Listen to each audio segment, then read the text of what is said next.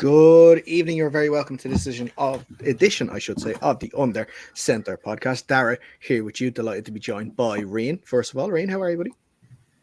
Very well. Excellent. Right at the buzzer, just as we go live, Alex Sims has joined us here. Alex, how are you? All good, yeah. Well, as the new face now of the show, I guess you had to make sure the face was ready for the show. So I can understand that.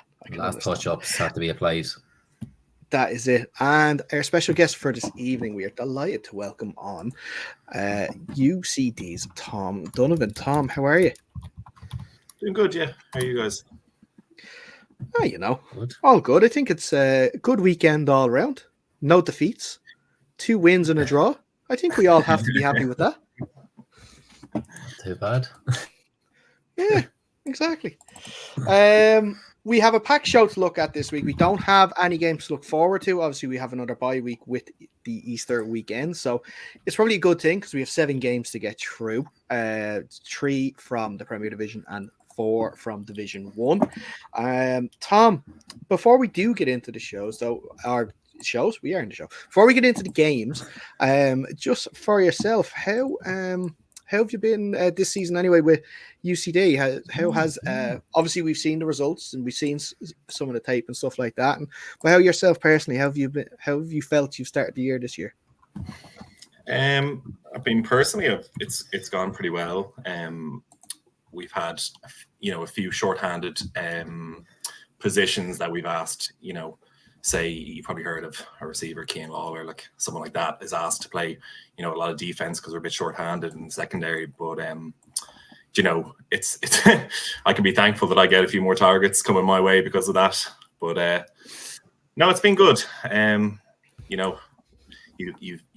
We spoke before the show. You can attest to the age creeping up on us and bodies and bits. At least a week fallout after every game, definitely tough if you're doing a back-to-back or the likes, but I'm glad that there's a bit of space in the season, so that's been good. Yeah, well, like that, you're saying plenty of targets for sure. Just the 153 yards on Sunday to go with the 125 yards from week 1, 2 TDs in week 1 and another one on Sunday. I guess you can't really ask for a better start to the season. No, it's been good. I mean, I'm definitely put in a position by the scheme to kind of get force fed at least a baseline of targets anyway. But I just try to make the most of what I got, and I hope that's the case given we've come to 2 wins out of 2 games and against some high quality competition. It's entertaining anyway. It's certainly enjoyable personally. Excellent, and obviously not just the offensive side of the ball. We obviously I know you as well from your punting abilities too. Not just people with the Wolfhounds as well, star punter, of course. But just from looking outside of AFI and just going NFL side of things at the moment, obviously with the lads in the Dara Leader and Charlie Smith, who's actually, I think he's got a trial with the Saints New Orleans now coming up. Yeah, fantastic. Just for guys finally getting recognised and being able, I guess all those years playing Gaelic football and playing rugby is starting to come back for us now. Yeah, I mean it seems like the amount of money you can get paid even at the lowest level, at the entry level to the NFL, if it's probably far exceeds anything you could possibly earn playing GA, or you'd have to do pretty well in rugby to even make a difference. Your man Louis Rees-Zammit is I saw some of the chat was talking about like him testing in the 29th percentile or something for athletes, despite being one of the fastest rugby players. So you definitely think that with all the Gaelic, the kicking experience, that's definitely the obvious pathway for an Irish lad to get to the NFL.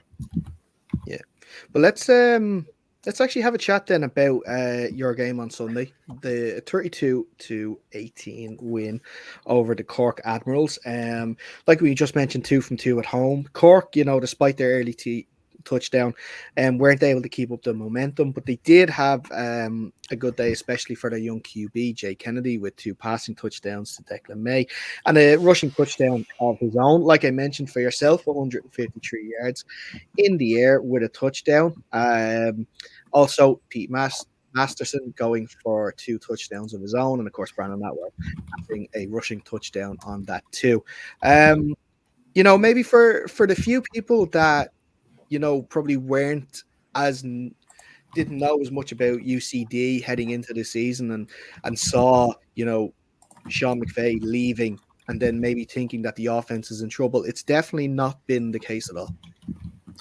Yeah, no, I think we're definitely built from the front in the trenches. We got 5, if not more, 5 to 8 quality players, and our depth has been tested early season with them. Big John has his own prior rugby commitments. Fair enough to him, but and we respect that. You have Pat Maloney at left tackle, got ejected midway early actually in the first game, and also had to miss the second game for personal reasons. But we've managed, the other guys have all stepped up, and it's managed to keep the offense churning along. And Sean was a great player, and definitely miss him, and hope he comes back in the future. But that's nothing to say that the pieces haven't been picked up by I don't think Rory O'Dwyer gets enough recognition, I guess, for how he's managed to stabilize that running back room as kind of the first down guy. Along with we have Brandon and a few other lads, Tom McAniff, and it's kind of stable, definitely a bit more than Sean getting 20 plus carries a game. But I think the combination is able to replace that, So it's going good. So you're saying you don't want Sean back? Just keep him away, keep him in Zurich there for a little bit. I would say the 4 running backs will definitely say that. I'm partial to having Sean back, but he's off in Switzerland playing over there, so hats off to him, Yeah. From chats with him, he might be leaving a running back and coming back as a wide receiver. From the conversations I've had with him. Yeah.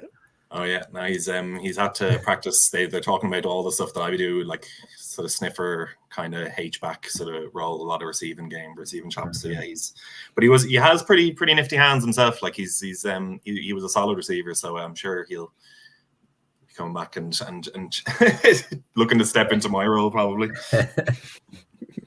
I'm sure you'll point them right directly to that little spot on the bench there, saying that, look, listen, when I'm tired, you can come in for a few reps for sure. Yeah, look, you've been gone. I've been here. I'm not going to give it up so easily. Yeah, you're going to have to pry from my cold dead hands here. but tell me, Tom, last season with UCD, it was kind of a bit of a slow start from the team. It was probably around mid-season by the time you started to really hit your stride. It's total opposite this year. You've really hit the ground running with that great win in week 1 against the Rebels, and then obviously, continuing it with a good win here against Cork. A fixture that, although it was in Cork last year, was a game that you surprisingly lost. What has been different in the off season, from the coaches or from yourself as players, that really gotten the head down and making sure that this year that you're starting quickly? I don't know if there is a lot different. Maybe given how last year started, there's a bit more motivation to start faster. The year before, I think we started quite strong as well. But I think the nature of the team, there's a lot of vets been here for years, but we do have to break in a lot of rookies at the start, and this is their first kind of taste of live kind of game action. So they come fast and quick in sort of March and April. We pack a few games in early in the schedule before the exam break for the students and stuff in May. So if we're not there at the start, it can look worse than it is. But we're just hoping that we get enough results early on, and we build that sort of cohesion that you need, and the rookies can kind of get up to speed, and then we're kind of rolling. Look, years ago we had the whole issue with when the vets were students themselves. Basically, it had that issue with them. J1s and summer holidays and people going away, and we would always struggle. I'm sure, like, some D1 teams might struggle to field teams and stuff where you only have about 15, 20 guys and they're all doing Ironman and stuff like that. That was definitely an issue years ago, but, a lot of guys have stuck around and, it's really paid dividends for like the sort of depth on the squad. And we've been good with recruiting rookies post-COVID, even just right before COVID. So, we don't have the same issue there, but that's really where we're at like now. Yeah. Let's lads, I want to open up to yourselves as well. A great start for UCD this year. Like we mentioned, 2 wins from 2, especially when it comes to, I guess, top 2 is a priority when it comes to the leagues and getting home advantage. And, with the Trojans looking like they are going to be stronger this year, with the start from the Panthers as well this year too, it's been definitely important that the lads at UCD started quickly to make sure that they are going to cement those top 2 positions and get that home playoff game. Yeah, for sure. Because I mean, we got the Trojans away in late May, and then finishing the season with the away schedule to the Rebels, and I think the Panthers at the end of the year. So for sure, like, there needs to be enough wins in the table before banked before it gets to that stage. You don't really leave it on a coin toss or on a something that we can't be in control of. So yeah. And Reen and Alex, sort of the same sentiments from yourselves as well. Yeah, absolutely. It was important for UCD to start strong, and these are kind of 2 marquee wins. 2 playoff teams from last season, and they've gone out and beaten both. Looked very good doing so as well. So it's nice to see them getting off to that start. We obviously want it to be a competitive division, and it's looking really like it's going to be this year. The Trojans, they set down a marker there last week. The Panthers have started off flying as well. So, yeah, it's looking like it's going to be a great season, and I can't wait to see where it goes. But, yeah, from the first 2 games, it looks like the students over there are leading the pack. Yeah. Yeah, I agree with everything Rian said there. UCD, got off to a good roll now to start this season, and that momentum is very important. You want to keep it going, but I'm sure they're not thinking too far ahead. They're going to be focused on the next game and the one after that. Just keep the ship rolling and worry about where you sit when it comes around to May, June time. Yeah. That actually, you were mentioning that Trojans game. That Trojans game's a Friday night game, isn't it? Yeah, I believe so. I actually initially I just completely forgot the scheduling. I think it's a Saturday night game. I think they've you might correct me. You can correct me if I'm wrong, but we were so used to just being Sundays now, and I booked something on the Saturday thinking it was grand on the away weekend, and then it's like, shit, that's the one game. I'm really looking forward to, like, on a Saturday night with Trojans always great, home crowd and great sort of presentation of the game with all the events beforehand, and kind of coming out through the inflatable helmet or whatnot. So yeah, I managed Hector, don't forget Hector. Yeah, exactly, Hector. Yeah, exactly. So that's. But yeah, no, you're right. Schedule, like. Sorry, I was just going to say you're right. It is Saturday night. Sorry, you're right. Yeah, May 25th. Yeah, that looks like a great one to get down to, I'd say. So there might be a good crowd at that as well. Interested onlookers. Some anticipation as well. Get a few of the early games out, and both teams, propping up their records, hopefully. But we'll see. Yeah, and the Rhinos play the Jets the day after in Antrim, so maybe a little trip up north the day before to see the Trojans game. Maybe, possibly. Yeah, we'll see. Tom, we opened our Instagram and asked people to ask you some questions, and I'm going to let you know you've been banged a little bit. I'm just going to be honest with you on that. So let me see. The first one actually is not too bad. It's actually from AO down in Cork. The most difficult defense or defender you've ever played against in Ireland?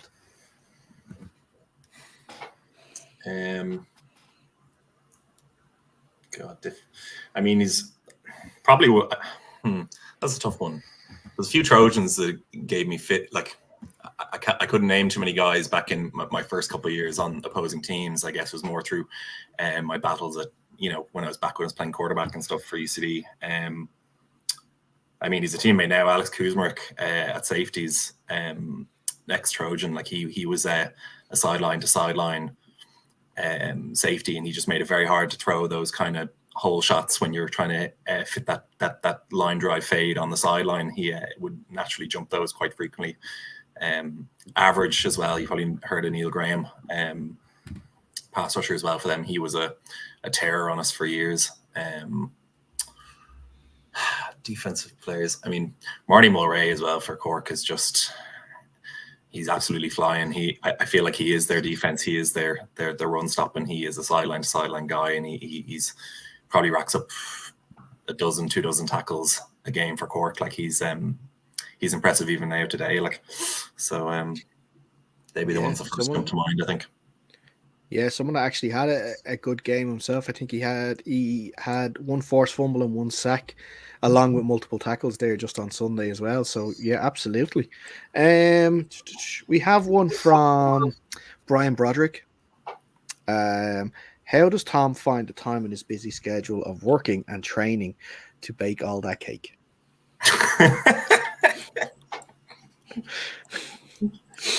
I think it helps sitting down, to be honest. That doing very little just gets to soak up whatever crumbs are falling on the seat, like so.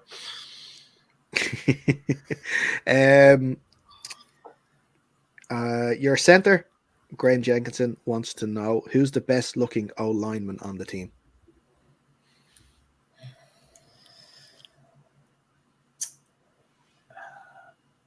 It's probably Big John McDonald. Okay. He's also probably got the biggest cake as well. So. Graham did also come back and say, Graham, well, apologies. Why you set yourself up? Yeah. Why? He also was asking, why is Tom so thick? Lack of a diet, lack of getting out and running for sure. Yeah. We invite this man on our show and just objectify him. Like, shouldn't be subject to this. Hey, look, I'm not saying that this is his own teammates doing this. It's not even me. I've been nice with the questions. Let me see. Who's the next person here that has asked a question? James Mooney wants to know, if you had to live without anime or cocktails, which would it be?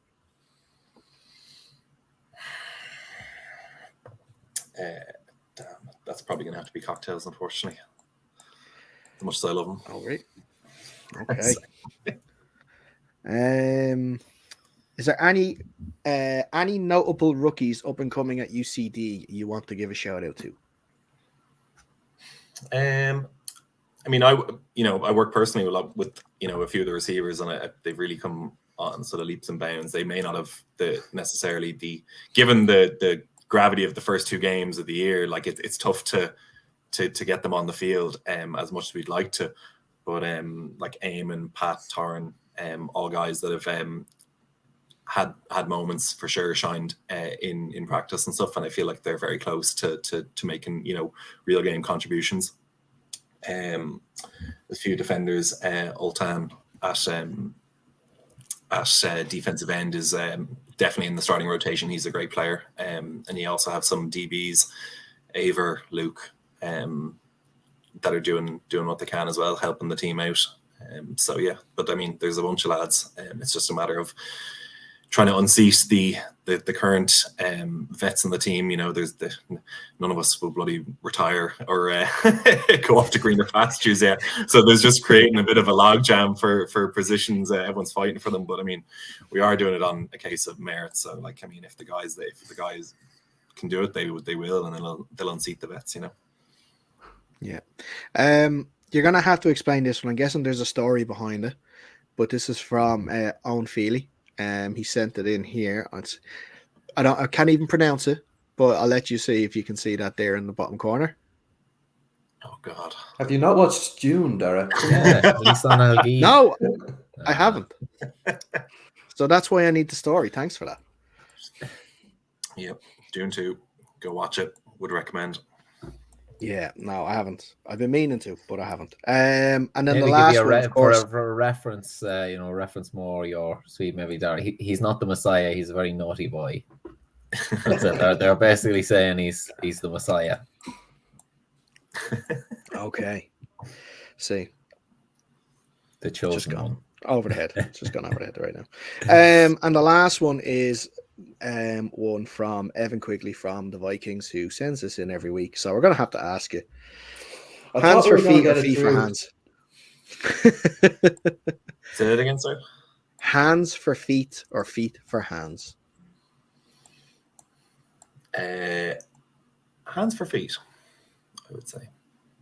That's a good question. Yeah, you wouldn't be great at catching the ball if you had feet for hands. Now, to be fair, No. I think that would actually be a kicking penalty every time, though, wouldn't it? Yeah, I'd have to Catch the definitely. ball. I'd be giving up my punting career, but I think wall climbing could be probably a lot easier. True. Yeah. Well, actually, punting career you could actually keep. Wide receiver days are over. Yeah.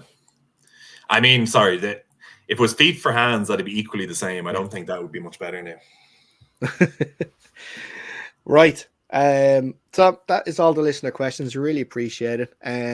We'd love if you wanted to hang on for the rest of the show. If you want to give us your input on some of the other games this weekend. If not, we appreciate the time. No, I appreciate it, guys. I do have to run off. I have a couple errands to get to, but I do, and I apologize. I'm not staying for the rest of the show, but I appreciate you putting me at the front of the line. But thanks a lot, and I do appreciate it. So it's no problem at all. No, we really appreciate the time. Best of luck with the rest of the season. I'm sure we will be down at a couple of games, and I'm sure we'll be talking at some stage over the season for sure. Cheers. Thanks, guys. Good luck. All the best. And that is Tom and Donovan from UCD. We really appreciate him coming on and having the chats. Lads, like I said, UCD are having a great year. One of their rivals will get speaking about them straight away while we wait for our next guest, and that is of course the Dublin Rebels. They won 45 points to zip against the Vikings. That's unfortunately two losses in a row for the Vikings, in which they failed to score in both games. Alex, I'll go to you first on this one. We did speak about it in the preview last week, where they had to focus on mini battles first before they could before they could think about trying to beat the Rebels. But the score line that's about now, I haven't seen any tape of the game now, but it looks like that they weren't really able to get going. Yeah, look, it's a tough one, but I think the score was probably, or the result was a given. It was only really the score. We thought that maybe UL could focus on their own score, putting together some drives, maybe get a score or two. Obviously didn't happen. The Rebels are going to be spurned, from that first defeat in the opening game of the season. So they came down, kind of had already seen what the Trojans had done to UL, and they wanted to obviously emulate that and then go one better and be like, we're still the Dublin Rebels. We're still like the absolute top of this division. We haven't lost a step. We lost a close game to UCD, but could have gone either way, and we're still we're not slowing down at all here. So with that in mind, I think they weren't going to give UL anything. And again, nearly the worst thing that could have happened to UL is that 24-point comeback in their first game, because no one now is just going to let the foot off the gas in the third, fourth quarter and let UL maybe build some of those sort of morale boosting drives that can kind of just help you later in the season, because they know that UL have the ability to put together quick scores and get back into it. For the Rebels, it's a great result. They'll be really happy with what they did, but they'll be focusing straight on the next game. I think they played the Trojans on April 14th, so they'll be focused straight away. UL have another tough one, but I think they've got a 2-week gap finally. So maybe I think that's the first considerable break they've had in the season. So maybe just use that to be like, look, we've gone up against some really tough teams. We're not 0-3. We're 0-2-1. Let's just build, keep building. Another tough game next with UCD, but just keep building, keep putting together scores or drives, and eventually, hopefully, lead to some more scoring again, and bring that into the second half of the season where their schedule does ease up a little bit, and try and put what they've had done to them, put that on other teams, down the stretch. Yeah. Ryan, how important could that week 1 draw be now in the end for UL, considering, it's been only one game for each team, but the Minotaurs and the Knights who have already lost games, considering like that, we're probably not going to see another draw. At that point could be the difference in them staying up or possibly being in a relegation. 100%. Like, this is no disrespect to anybody in the league. It is super, super competitive up there in the Shamrock Bowl this season. There are kind of 2 tiers, but the 2 tiers are very, very evenly split. I can't really see any difference between the likes of the Knights or the Minotaurs or UL. And I think that's going to make for a great run towards the end of the season when these teams start facing off against each other. It's going to be interesting to watch. And I think probably UL, based on their form last season, do have the ability to go forward and get some results against those kind of lower tier teams, results that might keep them up in the division. I think that's what the aim was going into this season, and I think that should still be the aim at this point in the season. It's by no means a complete failure of a season so far. The Rebels, always going to be a difficult game, as were the Trojans. So yeah, look, there's the success is still to come for those UL Vikings. And some rumors actually coming out of the game, guys, about a possible injury to quarterback Ty Henry as well. I've heard knee injury, and if he is forced to miss a bit of time, that is a huge blow to the Rebels. Yeah, definitely is. I mean, we know exactly what Ty is made of. I mean, he's brushed these injuries off in the past, so I wouldn't be in the slightest bit surprised if in 3 weeks' time he's back on the field against the Trojans. And it's a big game, so he's definitely going to want to be out there. And the other thing is, Ty's going to look after himself. He's not going to be doing silly. He'll be doing everything he can to play. So don't know how much it'll affect him. Obviously, if he's not available, it will affect them. But I think the other important thing is here, ultimately, it is just going to be a regular season game. So if he's in any way in question, if I were the Rebels, I'd be inclined to let him just rest and get the game out of the way. Win or lose, it doesn't really matter as long as you've got enough points on the board to be in the top 4 at the end of the season, which I think the Rebels probably will, even without Ty. Then the point is just getting there, and then you can take on whoever it is with Ty and with confidence that they've probably got a good chance of winning that game. Yeah. Right, let's move on then to the other Premier Division game. That is, of course, the Belfast Knights 20, the South Dublin Panthers 33. The Panthers scored 33 points for the second game running. This time, QB Finn Cairns showing off his throwing ability, throwing 4 touchdown passes, 2 to Sean Goldrick, 1 to Jamie Leonard, who also had a rushing touchdown, and then 1 to Zoe. We weren't given Zoe's full name, so we have to just call him Zoe. He's like Zorro or Share. On the night side, they would have expected a little more from the game, but QB Liam Moores threw three touchdowns, 2 to running back Liam Henson and 1 to the returning Marty Kasky. Another big win for the Panthers to continue their start to the year, a win that they needed, as well as winning the Minotaurs game, because sorry, Ryan, I was going to say Fiona. Ryan, I'll go to you first on this one. They have been given a more favorable start to the season with two teams that they would expect to beat. And if they want to make that playoff spot, it's games that they had to win, and they have. So if you're in the Panthers camp, you are very happy with how the season started. Yeah, absolutely. I mean, it's all well and good to say that they had a nice, easy start to the season, but no game in the AFI is going to be a walk in the park. They had two teams, very physical teams, the two of them set out in front of them, and they went to beat both of them. So morale is going to be high. These are morale-boosting games. So yeah, they're going to take that forward into the kind of more quote-unquote important games later on in the season. So yeah, it's been a great start. I love the way that offense works. I got down to see them versus the Minotaurs. So yeah, they look really nice on offense, and their defense is not too bad either. Yeah.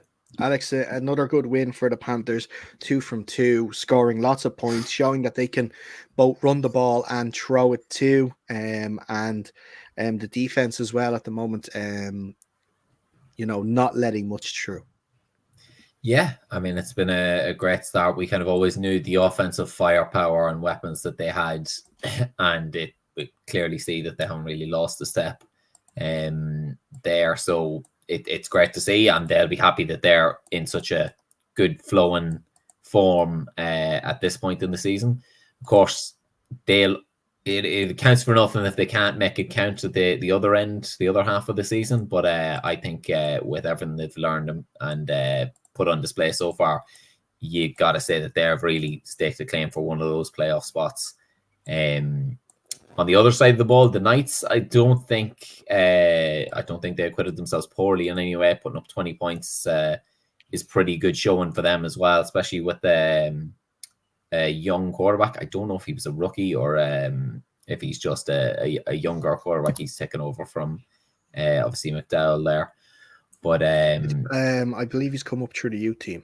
Yes. Okay. So perfect. So yeah, I mean, putting out throwing 3 touchdowns on your Premier Division debut as well. I mean, that's pretty good going there. So they won't be they'll obviously be disappointed to lose, but as I said in previous episodes, your first game's never going to be your cleanest performance. And if you put up 20 points against a team that on the field, at least last year, were a playoff team, you won't be too disappointed, too disheartened by that, and they'll take that into their next game. And I think it's against the Minotaurs as well, so that'll be a really interesting one, because obviously the Panthers scored 33 against both. The offense for the Knights had a little bit better success, so it'll be really interesting to see those two match up now when we come back from the break. Yeah. And should mention a little bit of Pirate Watch on this one, because Casey Nannery got himself an interception, so we'll add that to the list. Goes with fair play to Casey. So go with his pick 6 that he got actually in the semi-final last year against the Giants. So he's becoming a bit of a lockdown corner, possibly. Maybe kicking's not for him. Maybe just being a, Casey Island, we'll call him soon enough. But yeah, fair play to Casey. And of course, Fionn didn't play at the weekend.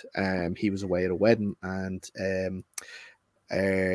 Pirates rookie. I don't know if you call him Pirates rookie, but he was with us with the Pirates until things stopped, and that was, of course, James Byrne was there too. I didn't see any stats from James. So, any stats on how Fionn did at the wedding? Number of pints drank.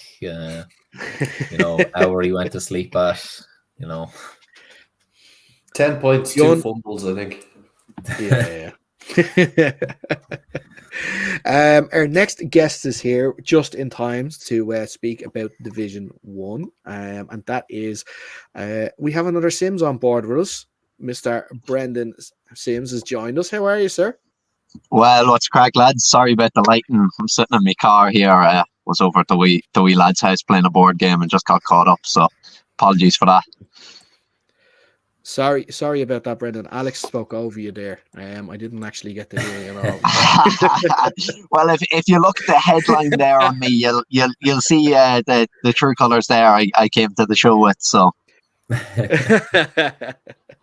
how's the body after Sunday? In a bad way. My hamstring is in bits. Not sure what quite it is yet. Probably have to go to a physio, but luckily enough, I'll probably be able to take the next game off for a rest, like just with the schedule we have, and then be back and fit for the Cowboys if needs be. So, sure, look, you know how it is yourselves. I'd say your bodies earn bets as well. Like, you all had games on the weekend, didn't you? Yes, we did. Not too bad actually. I'll be honest with you, not too bad. I'm doing all right. But look, that pitch that you played on, though, it looked like it was a terror. But we had you on because if anyone didn't know, there was I wouldn't even call it a controversial call. It was right call, but what happened after it was a bit controversial. So, Brendan, kind of talk us through it here. I'm going to get the video up. We're going to have a look at it. Well, let us know what you think of this here. So it was a kickoff going straight to you, and you must have thought something good was going to happen with this one.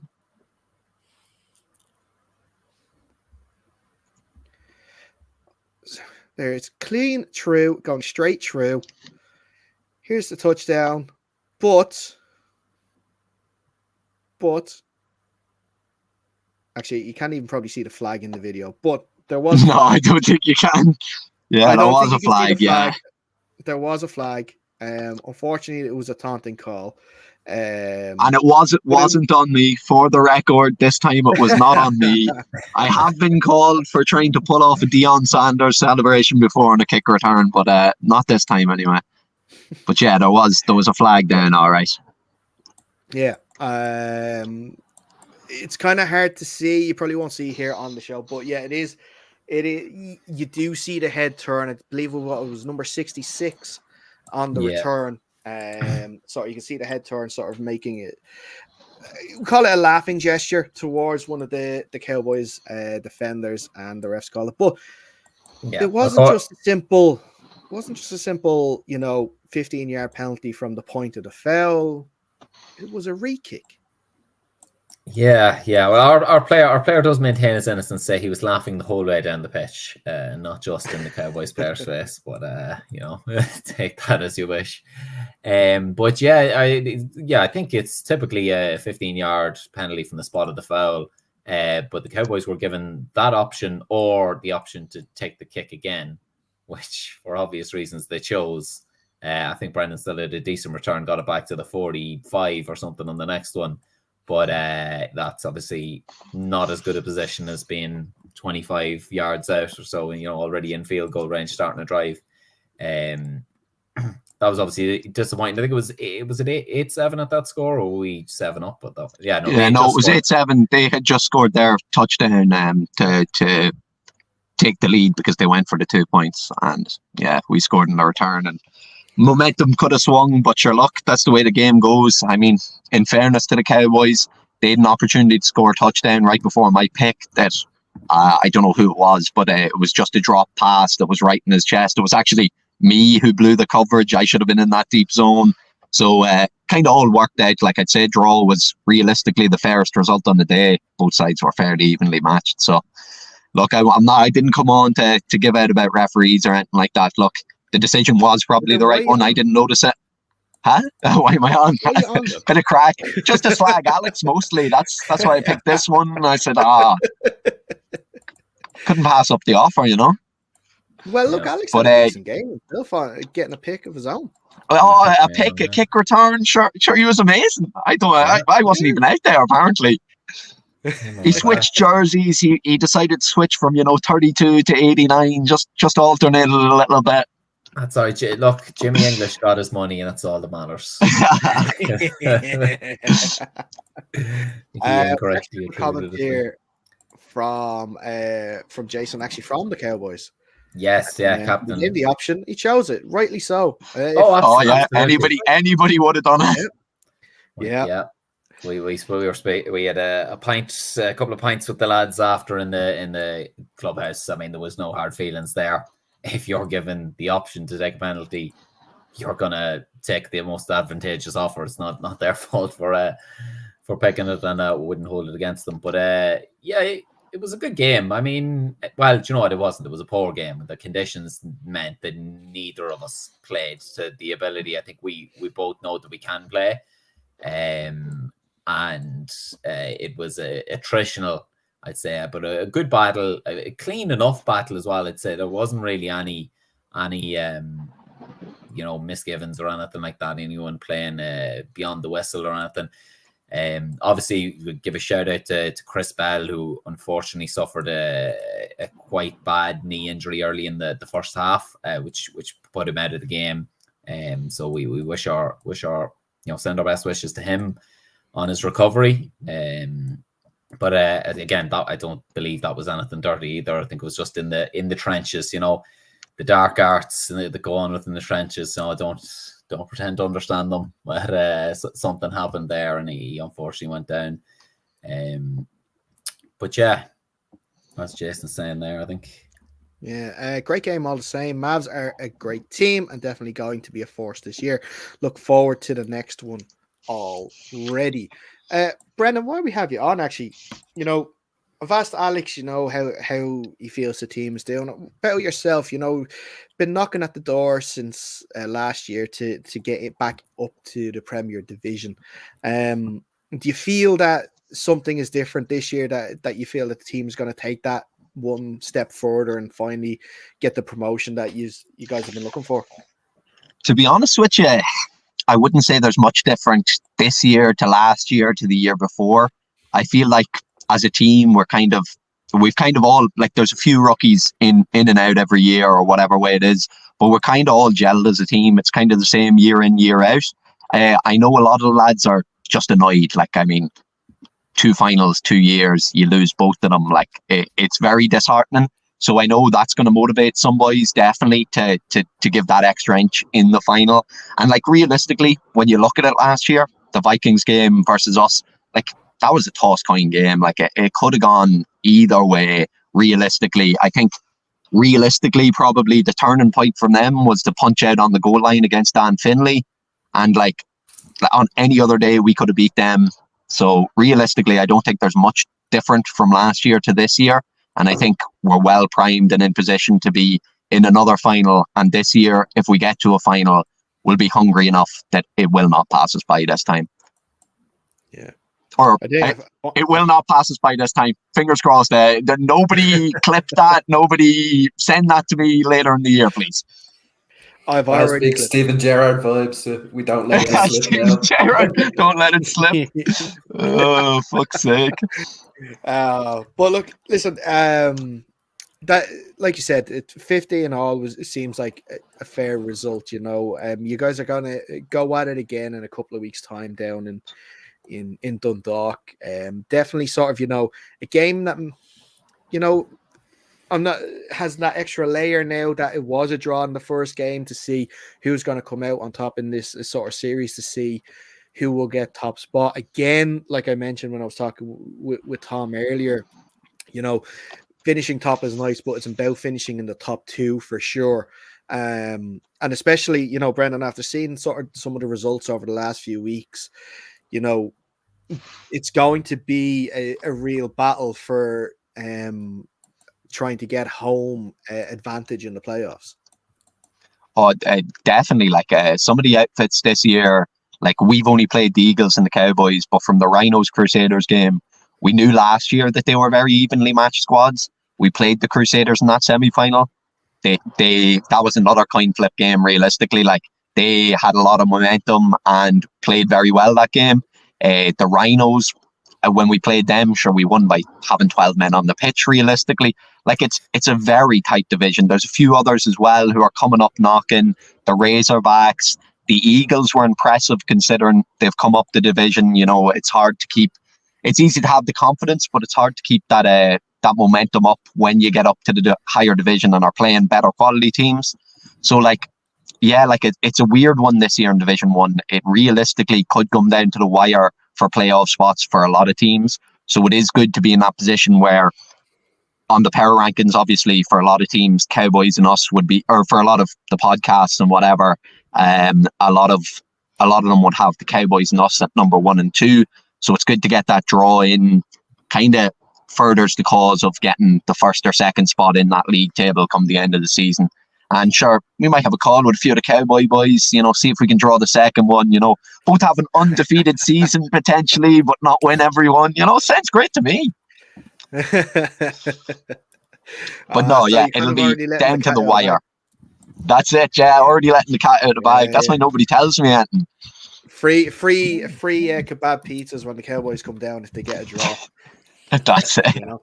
Free kebab pizzas anyway. We're a good side, even if they don't hold up the promise. We'll give them the kebab pizzas. Well, like I said, it's a couple of weeks break, and then you are back on the. If I have my notes here, which I do, let me see. You are back Jets on the 14th. Yeah, Jets on the 14th at home. Like you were saying, maybe a game that you might want to give the hammy a rest before you get into the Cowboys game. But it is sort of it's a little bit of an enigma when it comes to the Jets. Obviously, the disappointing outcome of week one for them, and then the constant rumors that go with them too. It's a team that like any team in Division 1 that you're not going to be able to take lightly. Yeah. Oh no, by no stretch of the imagination was I saying we'd take them lightly. I'll be kitted up there on the sideline. I just know we have Oisin Finn, who's a great baller, like probably the best wide receiver I've ever seen play the game, who hasn't really been getting snaps on our team. Like realistically, they don't need me desperately at wide receiver. I'll kit up, I'll be on the sideline. If I'm needed to go in, I'll go in, but I'll probably take her easy. Yeah. Also, I guess just continue. We talked about Casey and the Pirate Watch. We'll continue with the Pirate Watch because I believe, what was it, Mark McCabe got your 2 point on Sunday? Mark McCabe, he did indeed, yeah. Yeah, there we go. He's been and getting then also you have good reps at tight end. Yeah, for us, he's playing well. Yeah, and we've got some great additions from the Pirates. We can't thank you enough, boys. Just make sure they're not playing. What is it? The end of June when the Rhinos are heading up there. Just give them the week off. What is it? 29th. You're playing on the. You'll have to talk. Right, you'll have both kind of flip flop. Right. So you'll have to come up against Dom Collins at some point. Possibly. That's gonna be rough. Yeah, it will be. Yeah, I'm not even going to try and sugarcoat and be like, nah, it'd be grand. What are you talking about? Like, yeah, Dom is one of the nicest people in the world, but then like when it comes to like a game and he's on the field between the whistles, the man is frightening. Yeah. Such a good baller. Yeah, traditional Canadian, like off the field, and then when he gets on the field, I don't know what's going on there at all. Yeah. But let's actually have a move on. Brendan, you're more than welcome to hang on if you want to have a chat about the other games.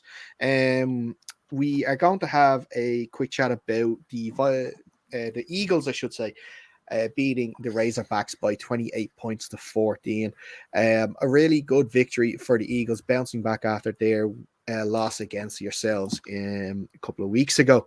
And for the Razorbacks, for their point of view, beating the Jets in week one, racking up a score, but unfortunately not being able to bring that momentum down to Gorey and get the win. We talked about it last week, Alex, and we said like this was kind of a good barometer for both sides to see what to expect from them this year, and maybe who's going to be those ones challenging for that fourth spot. Now, not ruling out the Razorbacks after this game because, it's only their second game, still loads to play. But, it looks like for that, fourth, fifth, sixth, possibly even third position, that you're going to see these two teams around that area for sure battling for playoffs. Yeah, absolutely. I mean, it's great. It's a great win for the Eagles. And as I say, it puts them kind of right back in the playoff contention. And their offense got going. I think they got 150 yards on the ground, 3 touchdowns, and then 100 through the air and another touchdown. So they got their offense rolling a bit earlier than they did against us, which allowed them to put up a bit of a score there, which is really key. and then their defense massively stepped up as well. I think they got 2 key turnovers. I believe they got an interception in their own end zone to keep out the Razorbacks, and I believe they scored on the ensuing drive as well. And they also forced a fumble on a punt for the Razorbacks, which also gave them great field position, and they managed to capitalize and score. I mean, those 2 plays themselves kind of determine the game ultimately. Like they win by 2 points, or they win by 2 scores instead of it being even or a Razorbacks win there. They've really just, as I said, like from us, we knew they were a good side. Took us a while to break them. Probably our experience kind of gave us the edge there in the end. We were able to make adjustments and sort of capitalize on things that we could see in the game. And it just gave us a good result. But they are seriously a good team. And as long as they do the things that they do correctly, they're hard to stop. And I think the Razorbacks have found that out. Obviously, for the Razorbacks, it's not great result. They've been brought back down to earth themselves after their takedown of the Jets, pun intended. But they'll be ruining those 2 turnovers I mentioned, and wondering why the offense couldn't sort of carry their momentum from game 1 into this one. And I think it's a tough one for them next as well. They're playing they're playing the Crusaders next after the Easter break, so they'll have to turn it around quickly there and really figure out a way to get that offense rolling. And I think there's a good bit of work to be done there. Yeah. Rain, we got a few notes from the Razorbacks after the game. They had a couple of touchdowns called back for flags where it could have made the game, closer, or, could have gotten them over the line against the Eagles. And, that's why the scoreline never really does justice to how games play out, for sure. But, with the Eagles sort of thing, we mentioned it last week, especially, that unique offense they play, unless you played it before, you really don't know what to expect. And the Razorbacks, kind of learned the hard way about how coming up against a Kevin Klatt offense. Yeah, 100%. Like you said, the offense that they play is very unique, and it's very difficult to adjust to, particularly at the start of games. I think this result says a lot more about the Eagles than it does about the Razorbacks. The Razorbacks should not be overly worried about it. I think this is a statement game from the Eagles to say we're not going to get pushed around in Division 1. And they really needed to get a statement win in early on, and I think this is that for them. So this is going to give them a lot of momentum moving forward. They're showing that they're going to be at least, they can't be ruled out of that kind of playoff push at the end of the day. And I think the Razorbacks, to be honest, they're right there in that battle as well. From what I'm hearing coming out of both camps is that was an absolute belter of a game. Both teams getting the offense moving. Some big plays on either side of the football. So if I'm the Razorbacks, I'm not hitting the panic button just yet. But yeah, great statement win for the Eagles. Yeah, for sure. Brendan, you've had the pleasure of playing both teams recently. Obviously, last season was the Razorbacks, and this year the Eagles. If you're trying to make a guess on how their seasons are going to go out, who are you sort of giving the edge to, for the rest of the year? It's a tough one, right? Because the Eagles we played against, the quarterback they were starting against the Razorbacks, I don't think he was the same quarterback who started against us. At least from the pictures, he looked like half the man the quarterback was in the first game. So maybe it's the same one, and maybe I'm completely mistaken. But it's hard to judge a team if you haven't seen their new system or haven't seen what they're trying out next. So, to be honest with you, I couldn't really predict. I'd probably go just as the safety net, the Razorbacks over the Eagles, because the Razorbacks had been here last season. They were, just outside of playoff reach last season. But like that Eagles team, it's shaping up to be something. Like I know a couple of boys on that team, specifically some of their DBs are very talented ballers. I think Adon got a pick and a fumble, like from cornerback, which is exceptional. Not sure if it's quite the pick. I think the pick was the one in his own end zone, and I'm not sure if the fumble was the one on the punt. But like, I mean, if you have players who can make plays like that, get you the ball back, you're going to go far. It's just a matter of how many times can I get the ball on offense and at least scoring 2 or 3 of those times. And they did it 4 times on the weekend. So, you know, I'd be more fond of the Eagles as a team. I like the way they play. I just think they're an exciting team to watch. But I'd probably, just for safety, go Razorbacks over Eagles right now. But prove me wrong, please. Prove me wrong. Right, let's have a quick chat about then Saturday's games. We'll chat about first of all the Causeway Giants 12, the Donegal Derry Vipers 6. Both games on Saturday were very tight affairs. Let me just get my notes here from this one. Where are all my notes? There they are. Yes, so. No, go on ahead. Go on. Sorry, I was just going to say the Giants get their first win in Division 1, battling both the Vipers and the Elements. It was 0-0 right up until the fourth quarter before Josh Reed scored a 90-yard rushing TD for the Vipers to put them 6-0 up. The Giants responded with a rushing touchdown of their own with Tony McCluskey, and then the winner in the dying embers by quarterback Jig McCoy. If you haven't seen it already, the Giants have been very kind and graced us with the video. So I'm going to see, can I get it here? I have it here.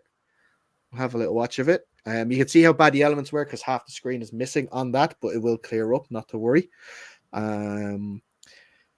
Yeah, that's 1, 2, 3, 4, 5, 6. He evaded 6 tackles in that run. Now, if you see at the bottom, number 13 from the Vipers, he showed great restraint not to throw his helmet on the ground for that one. I don't think I would have been able to do the same. But, you know, a game, like you said, the conditions you can just see from the pitch, awful sort of game, slipping, sliding everywhere. But a Ryan Giggs-esque run at the end of the game to win that, to win it for the Giants, who start life in Division 1 with a win. First of all, for the Giants, an absolutely fantastic win for them, lads. Yeah, absolutely. I think the pitch was similar to ours on Sunday. I think that's slightly worse now, Alex. Well, it's also got the added conditions of howling wind and driving rain as well. Like it was, I believe it was both were happening during the game. At least our conditions were dry. But yeah, that probably made for a poor enough spectacle of football. And as you can see there, defender sliding. I mean, look at 55 there, Niall Lyons, defensive captain for the Vipers. He is filthy. Yeah. He,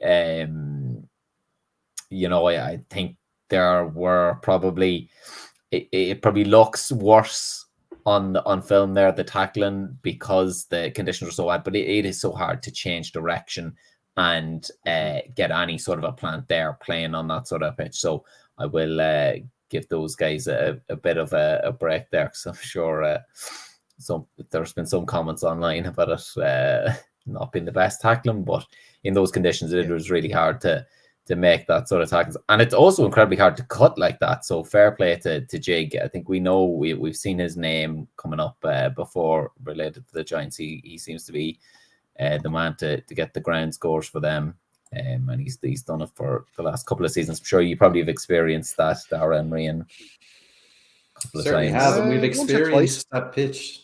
We've experienced that pitch up there. Even when the sun is shining, it's an awful place to play. It's on the side of a hill. The wind is always howling. So yeah, fair play to the Giants. Obviously, they're used to the conditions up there, but yeah, fair play to them pulling the win out in those conditions, because that had 0-0 written all over it for the whole game. Yeah, that was, and I think the Vipers touchdown as well was like a 95-yard touchdown as well. So again, just a big play. Yeah, we played up there as well in 2022, the Division 2 season, and they actually beat us. The game was delayed, half an hour lightning delay at the start. So again, horrid conditions, and they just beat the 17 or 18 of us that actually made the journey up there. So yeah, look, you got to use whatever you can towards your advantage, and the Giants will not care. They are 1-0 in their debut in Division 1, so fair play to them. Absolutely. And on the Vipers side of things, we spoke about it last week and the week before. They wanted to get a response from their loss in week 1 against the Cowboys. The defense, of course, was much better this week. The offense, was better this week too. Just the lapse of concentration there at the end, just stopping it from finishing a draw. But at least there's some signs there from the Vipers that they're making steps to get better. Nobody's agreeing with me on that at all. No, absolutely they are. Sorry, I thought one of the other lads was going to jump in there. No, that absolutely are making steps to get better, and you just got to go again. And I think they're playing each other now again up in Derry, which I don't believe is much better of a pitch either, from what I've heard. I haven't personally played up there yet, but let's hope for some better weather after the Easter break. And did we not play up there last year, Alex? Yeah, we did. I had a foot injury. I literally couldn't even sit on the bus to go up there. Jeez, you think it's your brother? I remember that. Yeah, I do remember now the foot injury. My bad. So they get to do it all again after the Easter break, and hopefully some better weather can lead to some better football from both of them. We can get a more real picture of where they're both at. Yeah, absolutely. Last game of the weekend is the Kildare Crusaders 6, the Dublin Rhinos 8. Another game with a winning score in the last seconds. The Rhinos drive up the field with less than 2 minutes left to beat the Crusaders in Newbridge. QB Ethan Foster leading the team, throwing to Vladimir Fedorov for the win in a game that was 2-0 for so long. After the Crusaders muffed the punt in the first quarter, that was recovered in the end zone. The Crusaders thought they'd won it when QB Jordan Farrell threw to Ben Costello late in the fourth quarter. Star on the Rhinos defense, an MVP for the game was linebacker Niall McMahon, who had 3 sacks on the day and multiple tackles. The former Pirate, yeah. That's another check on the Pirates. Was really impressive with his first game with the new team.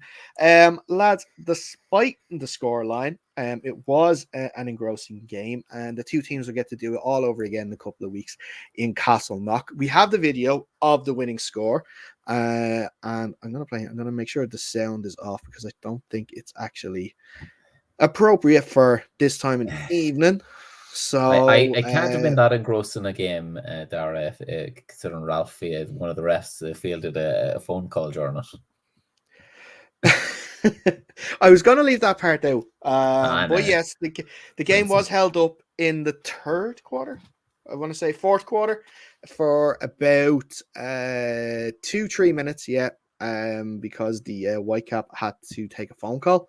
And of course, you know what happened on the very first play after the thing was held up?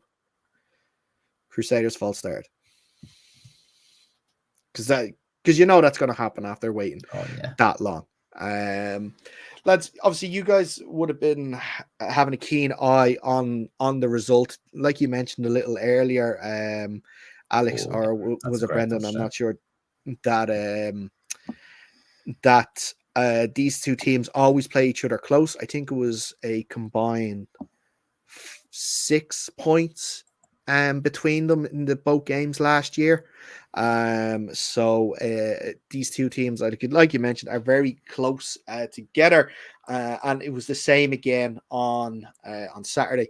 I must say, we were talking about wind and rain and driving rain. The wind in Newbridge on Saturday was unbelievable. For 2 quarters out of the game, you could not throw the ball because you're thrown straight into wind. It wasn't going to go anywhere. So you're just focusing on running the ball. But I'll leave it open here to the Sims brothers, whichever one wants to go first. Was that a result you were expecting? Was that a game sort of you were expecting that both teams were going to be close? Do you want to go, Alex, or will I? Oh, you go for You were that. born first. Okay, Sam. Yeah, no, look, I expected it to be close. Probably expected the result to be, the score to be a bit higher from both sides. Wasn't aware of the wind. If there was a heavy wind, that kind of makes sense as to why the Crusaders couldn't really get their offense going. They're a pass-heavy team. The Rhinos would be more used to it on the ground, although my experience of playing the Rhinos last year would have been without their quarterback, so maybe they can air out the ball too. So yeah, the result was a little surprising. I thought the Crusaders were gonna steal it, to be honest with you, just because of Everton coming out with their camp and them getting Wello. I just thought they might steal away that result, but apart from the low score, it was predictable enough. Going to be a tight game down to the last play, as always. Yeah, to piggyback off Brendan there. Definitely thought it was going to be a tight score, close score on that one. As you said, with the wind, I think nearly all the games, certainly in Division 1 this week, were affected by the weather, more so than the SBC games. To have that low score again, thankfully again we'll get a rematch. It's the exact it's the same as the other guys, the Vipers and Giants. We're getting a rematch in short order, and hopefully with some better weather we'll be able to better see what both of these teams bring. But no surprise that it was a close game and that it was won in the dying embers.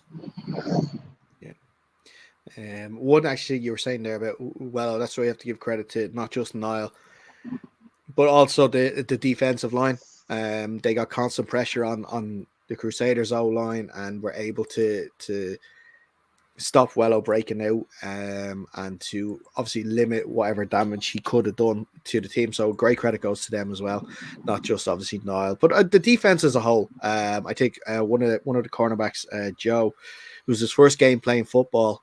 And speaking of like a shutout corner, he allowed nothing. And he was targeted a bit as well, and he allowed almost nothing on Saturday. So fair play to him as well for that. Rian, obviously as the interested observer here with sort of no horse in the race, the Rhino, we're talking about how close these two teams are all the time, but like for the Rhinos to get that win, especially with this double header away from home, obviously for the tiebreaker to go in their favor, they're going to have to either win, draw, or lose by less than a point in the other game. But it's still an advantage to have when it's going to come down to the playoff seedings. You're on mute, my friend. Sorry about that. Absolutely no. It's a big momentum builder to beat one of your main rivals away from home. You're coming back to Castleknock now in a couple of weeks, where conditions are going to favour you probably a bit better. Dara, you'll probably be able to see above the level of the grass, which will be a bonus. Hopefully, someone buys an old lawnmower out there in Kildare fairly quickly. There was shorter grass on one side of the field, but on that side, where especially where that video was, no. It's been that well for a while. I mean, I played out there like 4 years ago, and it was like that back then. So, hopefully they get a lawnmower soon. But look, this is going to be a great momentum builder. It'll be great to be able to say after the next game that you've swept the season already after that game. So, it's going to be that's going to fire up all of the Rhinos. And you said I don't have a horse in the race. I feel like I do. There's like 6 Pirates playing for the Rhinos. So, I'm a Rhinos. All right, okay, you have a horse in the race. I'm talking about like actively playing sort of things. You see the Sims brothers there. They don't want the Rhinos winning games. Yeah, no, they don't. Look, that defense as well. That's going to be a problem for both of the Sims brothers going into your game against them. So, that'll be interesting to see. Yeah, absolutely. You're going to have to wait till the 29th of June for that game, though. Yeah. I'll be nice and dry then, so you can have no excuses. Absolutely. Great weather. We'll talk about the draw beforehand and maybe kick back for about 4 quarters, maybe with a few beers in the middle of the field. Oh, hey, sounds good to me. I'm all for it. That's all the games reviewed. We've gone a little bit over time tonight. Brendan, thanks a lot for hanging around. Really appreciate you coming on. Thanks for having me. I appreciate it too. No problem at all. No problem at all. I have the Sims brothers and the Malloy brothers now on the show. I'm gonna actually have to start getting my brother to start playing American football so he can start being at least might have a shot at this. Alex, as always, sir, thank you so much. Pleasure. And Reen, of As course. always. Stop that now. How do you listen to him? Well, the paycheck's good. Fair enough. There you go. Yeah, Reen, thank you so much as well. Appreciate it as usual. And before we go, if you are watching this on YouTube, make sure you like the video and you're subscribed to the channel. That is where you will find all of our live shows every week, looking at each week of the AFI season, right up until the Shamrock Bowl in July. Yes, July. Make sure you're following us on our socials as well at UnderCenterPod, so you can we'll keep you up to date with the latest tables, stats, results. We'll do our very best because God knows you can't go to the AFI website for that. You're not going to get it. And then also, if you want to listen to us on the go, Under Center Podcast, wherever you get your podcasts, that's where you can listen to the show as well. But until next time, stay safe, and we will see you soon. And have a fantastic Easter.